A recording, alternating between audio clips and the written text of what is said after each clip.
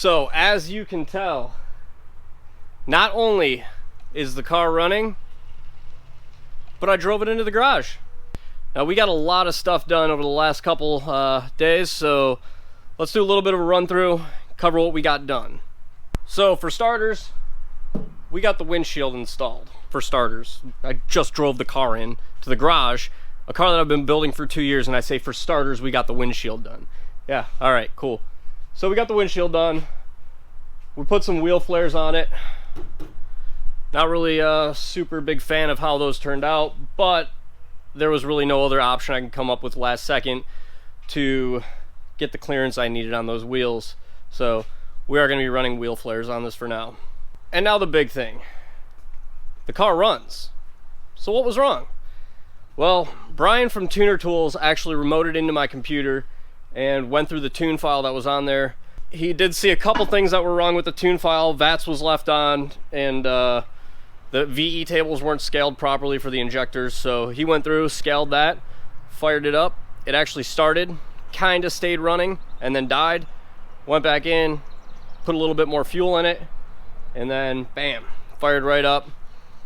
We're at like 14:5 air fuel ratio right now, so just for idling and moving it, that's fine, but we do need to get it on the dyno to actually tune it. But hey, big shout out to Brian over at Tuner Tools, because the thing wouldn't be running without his help getting all that situated. So we're actually going to be going to the dyno the day before grid life, like last minute, so hopefully nothing goes wrong. But so far I've been running this thing, letting it get up to temp, warm up, build up pressure in the cooling system. We haven't had any leaks, oil, coolant, nothing. Motor sounds pretty healthy, so pretty stoked on that. Got great oil pressure, and you know, things are just finally starting to fall into place. So I'm just stoked that this thing is actually running and driving now. It's movable. I didn't drive it very far. I just drove it down to the end of my driveway and back.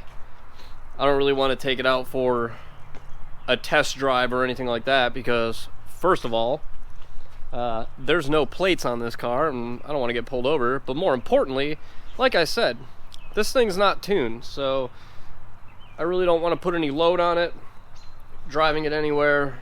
You know, I don't know where the ignition timing's at or anything like that, so I don't want to be getting spark knock, or you know, I don't know how lean it runs under load or anything like that. So I just backed it up and pulled it back in the garage. But I mean, I'm stoked. This thing actually sounds pretty healthy, sounds good. There are a couple other things we still need to button up. I need to make a dust shield on the inside of the fenders just to keep from crap getting kicked up into the car, because of where I took all the moldings and the part of the door out of there. There is an opening there, so I got to put a little dust shield in there, which I'm just going to make out of some ABS plastic, and that should work just fine.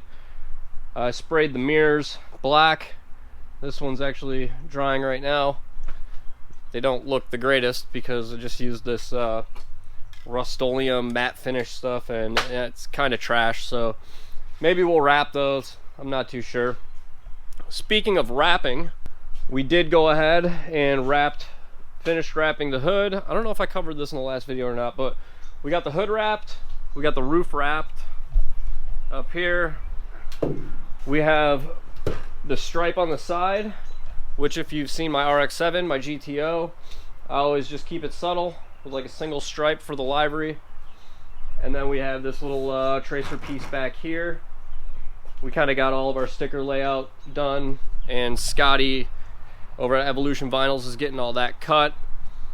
We also did a little trim piece in the headlight bucket area right here, which we kind of stuck in there like, let's just see how it looks. We don't know if it'll look good or not, but you know, honestly, I think it looks absolutely killer in there, so we're leaving that. Once we get our gold wheels on the car, it'll look a hell of a lot better than these orange wheels.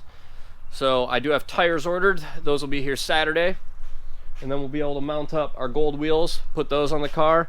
And honestly, I'm probably just going to get these painted gold to match as well, because you know, it's 4 extra wheels that I have laying around. No sense in letting them go to waste, so probably just going to get those painted. We got our heat shielding all buttoned up under the hood there to keep some of the heat off the hood and help with heat extraction, which, well, the vents for the heat extraction. The gold wrap is mainly because honestly I just like the way it looked, and it will keep some heat off there. So that's that. Now, Scotty over at Evolution Vinyls did do a video on us wrapping this, or I should say him, not us, but he did a video on wrapping this, so I'll link down in the description to his channel. If you guys want to go watch that, you're more than welcome to. He's got much better camera equipment than I do, so his videos look a lot better than mine. I still got to get gas. I don't have race gas in this right now. I currently just have 93 in it just to get it started and running so I could check for leaks and stuff like that, but I do got to get race fuel for it. But now that it is running, we pressurized the system. We know we don't have any coolant leaks, so I can go ahead and throw my water wetter in there, all that stuff. And I mean, this thing is close to being done. Very, very close. But like I said, our dyno date is not until the day before the event, because, you know, that's when Brian from Tuner Tools is going to be up here to tune it.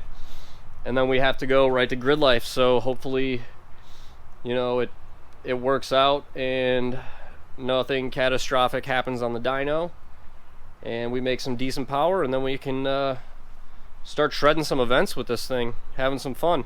In another note, oh man, it's starting to rain. In another note, as much as I hate to do this, I think it's about time that I sold the Supra. I do love this car. I really wish I could have got out to some more events in it, but I mean, you know, it was a great build for what I wanted to do. It was a fun, challenging build to build such an awesome car for such a low budget. But to be honest, I have 3 cars right now. I have this Supra, I have that Durango, and I have the Mustang.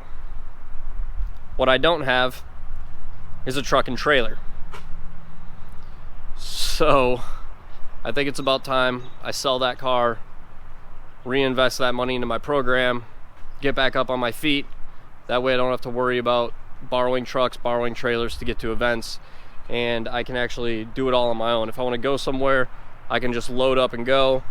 If, you know, say I find a car for really cheap that I want to build or pick up, I can just hook my trailer up and go pick it up. Now, we do have a trailer back behind our house right now, this one, but that's not ours. It's just a friend of ours who left it here, and plus this is all swamp back here right now, so it's kind of hard to get it out. But now we have that little paved area on the side of our garage where the Supra is sitting. Well, it's not really paved, but, you know, dirt area where the Supra's sitting, so that's where we'll probably park the truck and trailer. I might get rid of the Durango if I get another truck, or maybe I'll just stash the Durango in the backyard here somewhere and hold on to it. Not really sure yet. And then oh yeah, all these tire marks around the fire pit. It's from Christmas Eve. I decided to take my car back here and drift circles around the fire that we had going, which was fun. Anyways, I digress, and it's starting to rain, so I'm going back in the garage. But I'm just so stoked that this thing actually runs now. It runs, it drives, it moves under its own power, it stops. Now we just got to get it to the dyno, tune it. Obviously I have a couple of little things to go through still. Rear window, still need to get that situated. But and harnesses. I need to get my shoulder harnesses. I had to return the ones I bought because they were wrong. So harnesses, rear window, some dust shield stuff, and like dyno. Like, that's it. So nearing the end of this journey. 2.5 years in on this build, and I just want to say thank you to everybody who's been watching since the beginning. Thank you to everybody who's joined along the way. And hopefully when this is done, we'll be able to maybe build another project or something like that. But for now, that's going to be it for this one. So like the video if you liked it, subscribe to the channel if you're new, follow the build along, head on over to ShaneWhaleyRacing.com, pick up some merch, help support the channel and the build. We're going to be shredding tires soon and hitting some events, so until the next one, I'll catch you guys later.